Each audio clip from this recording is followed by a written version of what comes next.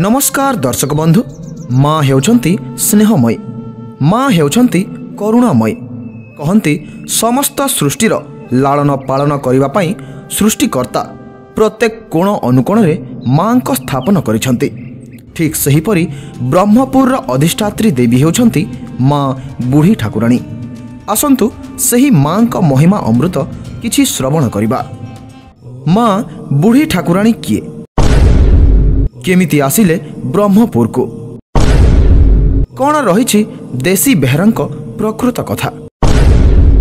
आसंतु जानिबा संपूर्ण सत्यतार कहानी।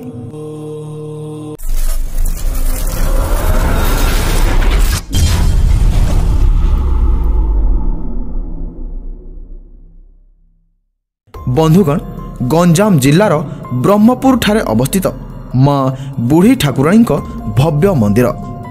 माँ बुढ़ी ठाकुराणी यात्रा प्रत्येक 2 वर्षरे थरे चैत्र और बैशाख मासर मध्य भागरे अनुष्ठित होता है। यात्रा पूर्वर जड़ों को स्वप्नादेश माँ बुढ़ी ठाकुराणी आदेश होता है और से हुंती माँकर बापा। एवं माँ बुढ़ी ठाकुराणी आज्ञामाल पाइबा परे भक्त माने दीप प्रज्वलन करी माँ को तांकर बापा देसी बेहरांक घर को आनी थांती एवं 3 दिन पर घट स्थापन करा जाए और परे परे माँ बुढ़ी ठाकुराणी नगर भ्रमण करती एवं समस्त भक्तों दुख सुख बुझी थांती। माँ बुढ़ी ठाकुराणी किंवदंती। माँ बुढ़ी ठाकुराणी हेउछंती महुरी राजांक इष्ट देवी। जेहेतु से ग्रामदेवी रूप से पूजा पाती, से प्रत्येक दिन अर्धराति नगर भ्रमण करती। दिने निशार्धरे जेतेबेले माँ नगर भ्रमण करुथांती, ठीक सही समय देसी बेहरा नामक जड़े व्यक्ति तांको घर द्वार सम्मुखरे ठिया होइथांती। एहा देखी माँ बुढ़ी ठाकुराणी गोटिए छोट झीर रूप धारण कले एवं सही अर्धराति कांदिबाकु लागिले। कांदणा शुणी देसी बेहरा आश्चर्य होइगले एवं भाविले एही अर्धराति किए ओ काहेकि कांदुची। शेषरे से चारिपटे खोजिबाकु लागिले। जेतेबेले झीटी को पाइले, से झीटी को तार परिचय और कांदिबार कारण पचारिले। झीटी कहिला, मोर माँ बापांकर ना मोर मने पड़ुनाही, मोर घर भी मु चिन्हि पारुनाही, दयाकरी मते मोर घरे पहुँचाई दियंतु। यह शुणी देसी बेहरा कहिले, आलो माँ, एई अर्धराति मु तोर घर केउठी पाइबी? तू कांद नाही, तू मो झील भली। आज रातिक पाई तू मो घरे रही जा, काली सकाळे मु निजे तते तो घरे छाड़ीदेवी। यह शुणी से झीटी सेठारु अदृश्य होइगला। देसी बेहरा कौन घटिला किछि जानी पारिले नाही ओ झील झील डाकी खोजिबाकु लागिले।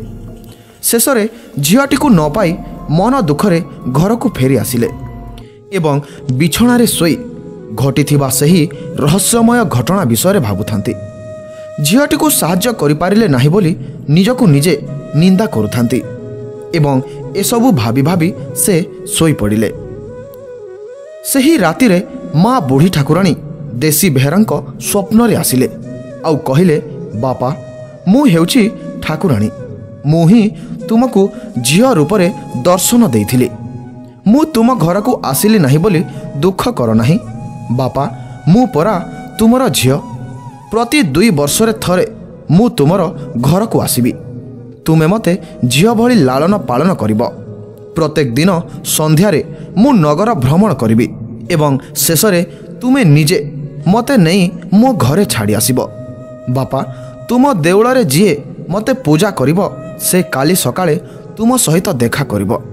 एतिकी कही माँ स्वप्नरु चलीगले। से दिन भोर सकाळु जड़े बारिक आसी देसी बेहरा को डाकिला।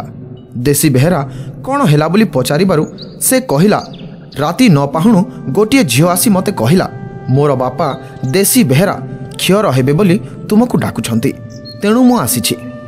यह शुणी देसी बेहरा जानीगले जे माँ रातिरे जहा सबु कहिछंती ताहा अक्षरे अक्षरे सत एवं से बारिक ही माँकर पूजारी हेबे। माँको आदेशानुक्रमे सही दिनठू देसी बेहरा प्रत्येक 2 वर्षरे थरे माँ को यात्रा अनुष्ठित करती एवं झील रूपी माँ बुढ़ी ठाकुराणी को तांको घर को आणती ଅନେକ ଶ୍ରଦ୍ଧାଳୁ ଭକ୍ତମାନେ ଏହି ଯାତ୍ରାର ଅପେକ୍ଷାରେ ରହିଥାନ୍ତି ଏବଂ ଯାତ୍ରା ସମୟରେ ମାଙ୍କୁ ଦର୍ଶନ କରି ତାଙ୍କର କୃପା ଲାଭ କରନ୍ତି ଓ ନିଜକୁ ଧନ୍ୟ ମନେ କରନ୍ତି। ଦର୍ଶକ ବନ୍ଧୁ, ଭିଡ଼ିଓଟି କେମିତି ଲାଗିଲା କମେଣ୍ଟ ମାଧ୍ୟମରେ ଜଣାନ୍ତୁ ଏବଂ ଏମିତି ଆମର ଦେବାଦେବୀ ଓ ସଂସ୍କୃତି ବିଷୟରେ ଅଧିକ ଜାଣିବା ପାଇଁ ଆମର ଚ୍ୟାନେଲକୁ ମଧ୍ୟ ସବସ୍କ୍ରାଇବ୍ କରି ରଖିଥାନ୍ତୁ।